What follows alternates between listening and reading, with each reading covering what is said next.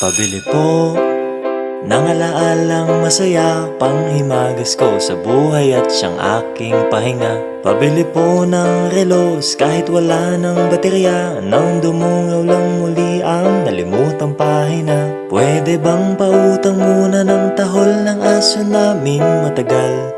Tagal ko nang hindi nakakapiling. Pabili po sa tindahan ng mga alaala. In the classroom, every student learns differently. We have different personalities and different ways of learning. Baka sakaling makabili ng paborito kong laruan. Pabili ng ginamit kong lapis. Guys, let's make our classroom clean before we start. And our classroom is organized by students, not only by the teachers.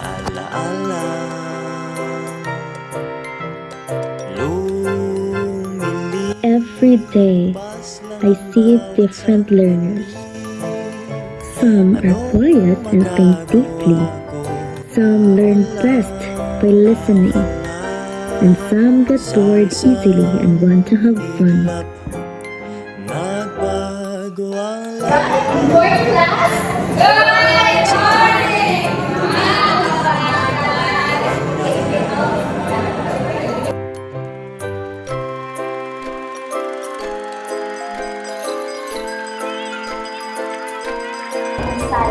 Okay, today our lesson is all about the 3 Rs. And what are those? Reduce, reuse, recycle. Yes, reduce, reuse, recycle. And for our lesson today, this will allow us to be able to know how to take care of our environment. Right? Ng mga pangarap kasi nakakalimot na ko kung paano ba magsikap. Pabili po sa tindahan ng mga alaala.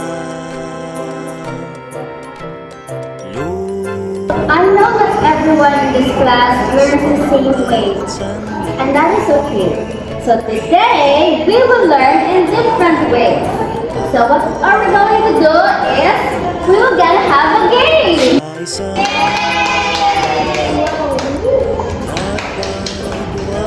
So let's play a quick game called Trash or Treasure. So if you think an item should be reduced, reused, or recycled, stand beside each word. Alright? Okay. Everybody stand up. Now I want you all to form a line. Now, for our first example, we have clothes. Where do you think it belongs? 1, 2, 3, go! Stand beside. Next, we have plastic bottles. Where do you think it belongs? Very good. Okay, for our last example, we have the electricity. Where do you think it belongs? It belongs. 1, 2, 3, go! Nang alaalang masaya, panghimagas ko sa buhay at siyang aking pahinga. Pabili po ng Since you deserve it, I will give each and every one of you 5 points.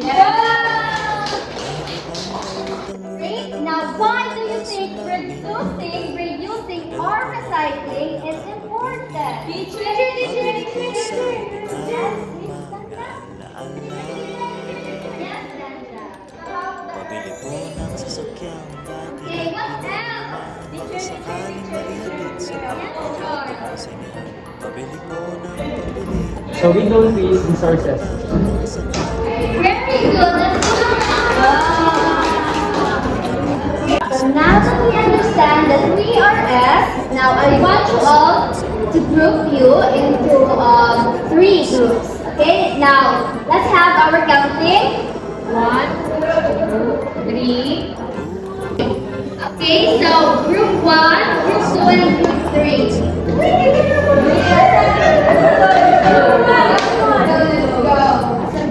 Okay, class, we have 3 options. First option, you will share your ideas using discussion. Second option, you will share your ideas by writing it. And the third option is you will share your ideas by using poster or like drawing it and whatsoever. Alright? Okay. I learned the lesson better in the teacher discussion. Yes, I agree.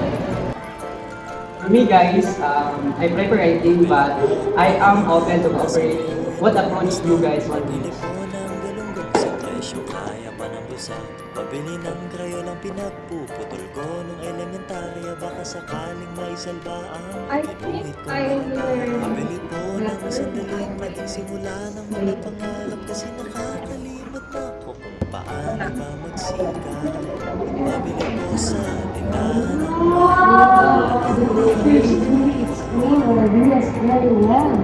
Yes. bus lang ang bawat sandali. I like how everyone is using different ways to learn. I hope you keep supporting each other.